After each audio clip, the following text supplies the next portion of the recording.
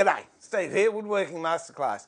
On a recent stream I got some inquiries or questions asked that I thought they were really good questions, so I've decided to do a couple of videos on some really quick hacks that can help you around the workshop. The first one I had was someone was using a grinder to sharpen their blades.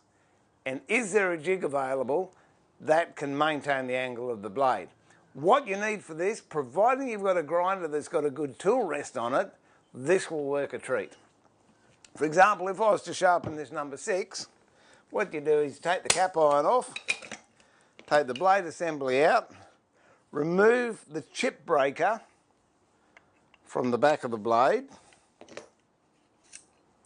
and turn the blade over, put the chip breaker on the other side of the blade, and then go up to your grinder, work out the correct angle you need to get the angle you're trying to capture on the end of your plane blade. Simply slide the chip breaker up so it rests on the tool rest, and there you have a nice line that can act as a guide as you go up and down on your tool rest.